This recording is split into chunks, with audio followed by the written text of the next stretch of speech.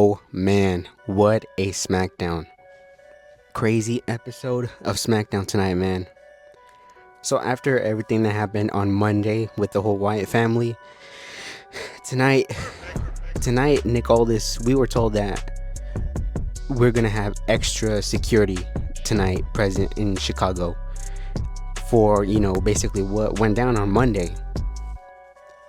And to their credit, they had security all around the commentary table, backstage, etc. So they were, from a logistical standpoint, kind of suited up. Since this is Chicago, somebody's lurking around, and that somebody's CM Punk. CM Punk came out, right? CM Punk came out and basically addressed Drew McIntyre. He said that, if you talk and wrestle in your hometown, you're under pressure. And Drew has failed at that. And he mentioned Money in the Bank in 2011. He mentioned feeling up against the pressure. And then he mentioned Drew McIntyre, him quitting on Monday. He kind of just said, I prayed, kind of mimicking again Drew McIntyre. He said, I prayed for this to happen, and it happened. And then out of nowhere, you hear, ladies and gentlemen, my name is Paul Heyman. And I marked out for this. I was like, wait a minute, because, Punk is on SmackDown, but technically he's a Raw guy. So him on SmackDown is a little weird, but all of a sudden you just hear Paul Heyman's voice. It was like a light bulb in my head, like, wait a minute, these two guys are on the same show. What the hell? So then Heyman comes out and interrupts Punk's promo, but he's looking super just conflicted, emotional, tells Punk, essentially, you need to get out of the ring. You need to get out of here, because if you don't, then Solo Sikoa and the Tongans are going to come out here and they're going to have a beating on you, make a number out of you. Because apparently Heyman said that on their way to Chicago, they heard a radio station saying that Chicago is CM Punk's town, or is the town that he runs. And Solo took an issue to that, because Solo says that every town that Solo runs has to be his town. So that's what made Solo hot tonight.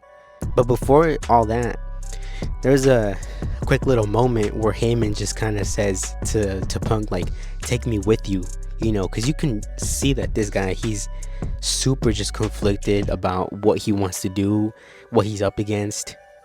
And that was, he just couldn't keep his hands off of Punk. He wanted to hug him, for the entire show. And, we got that nice little moment. And then the new bloodline comes out, is about to attack. They're about to attack CM Punk when all of a sudden Cody Rhodes comes out from out of nowhere, right? Has two bats, tosses one to CM Punk. Here we go, let's do this. And then they back off. Solo backs off, his whole crew backs off. And then Cody says, I'm tired of this. I'm tired of this shit. Solo, you and me tonight.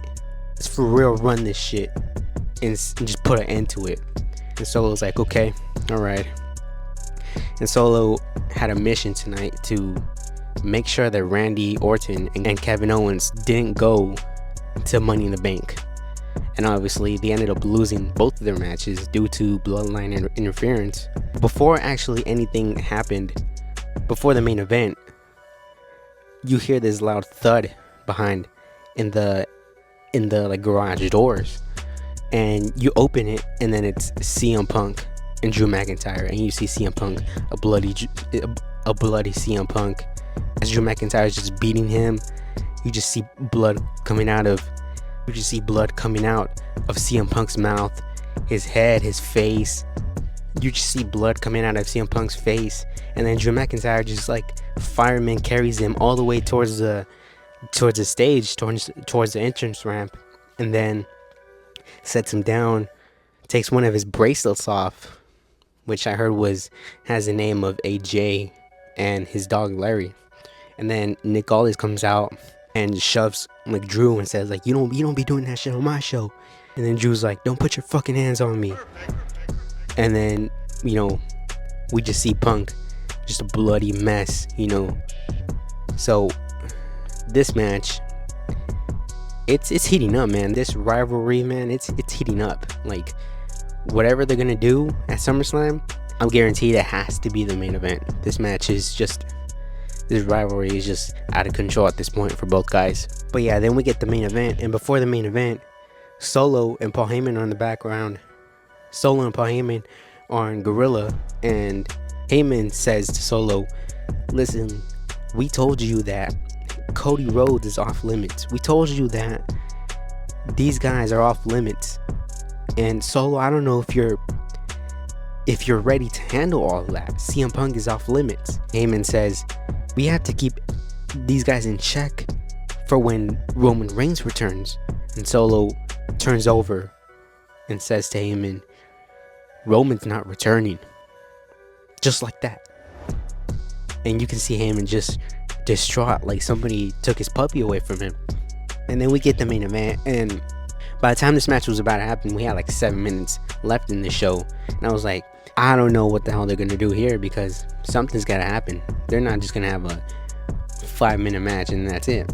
And that's kind of what happened. They ended up having probably like a 2-3 minute match, and then you see the Tongans come out, then Randy and Kevin come out. Then all of a sudden, Jacob Fatu shows up. Jacob Fatu has been rumored for months and months and months to show up, and now he's finally showed up here tonight on SmackDown. And dude, this guy, he put Randy Orton through the fucking barricade. He gets Cody, puts him on the table, goes to the top, splash from the top, puts him through the table, and Cody Rhodes is out. And then last shot you see is Jacob Fatu surrounding himself with the new bloodline. Now, I initially thought that Jimmy Uso was going to return, or Jay Uso would come out, but Jacob Fatu is...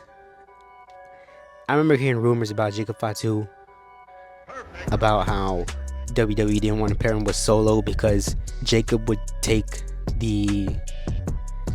become the star of that faction. And we're about to find out what Jacob Fatu can really do in WWE. Now, I'm not super familiar with Jacob Fatu, but what I have heard from many people is that this guy is top notch. This guy, with great reason, will overshadow Solo Sikoa. This guy shouldn't be able to do things that he is able to do.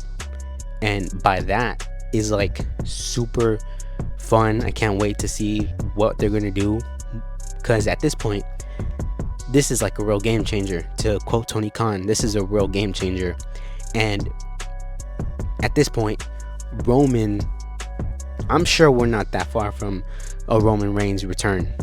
And when he does return, you know, he's gonna have to confront this family of his that he doesn't recognize, you know.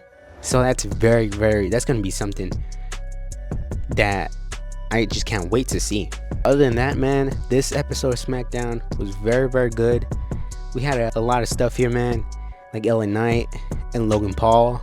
Probably get that eventually down the road at SummerSlam. Other than that, guys, this SmackDown was a great show. Let me know what you guys thought about it down in the comments. And with that, I am out.